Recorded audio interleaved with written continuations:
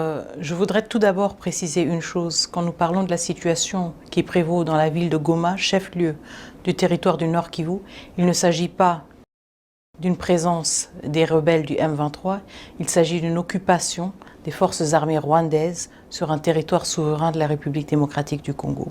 Et en effet, nous avons constaté ces derniers jours que cette emprise s'était confirmée sur une large partie de la ville de Goma. En ce qui concerne le nombre de morts que nous déplorons, vous allez comprendre qu'avec la volatilité du contexte, il a été très difficile de chiffrer cela.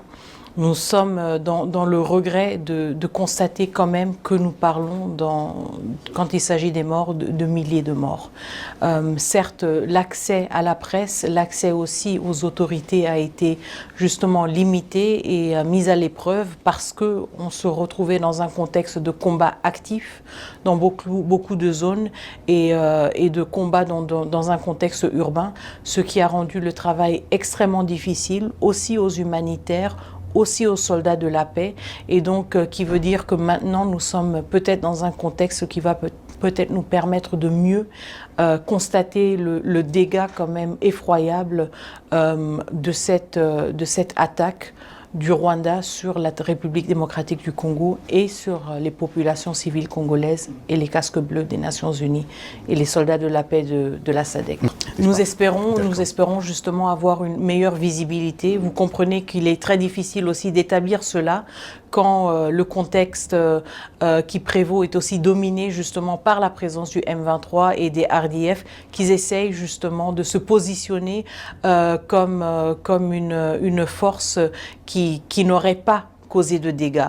Donc c'est un peu la situation complexe à laquelle nous faisons face. Nous sommes conscients du fait qu'il y a des efforts consentis par les forces armées rwandaises et par le M23 de masquer et de cacher l'envergure de la brutalité avec laquelle ils ont assiégé la ville de Goma. C'est une situation évidemment que nous déplorons, qui nous révolte aussi énormément.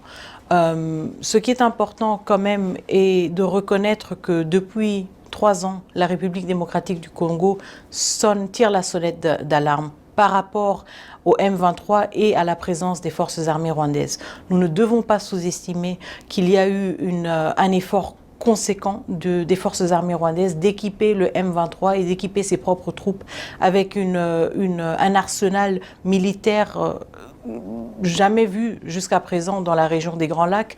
Je me souviendrai aussi du fait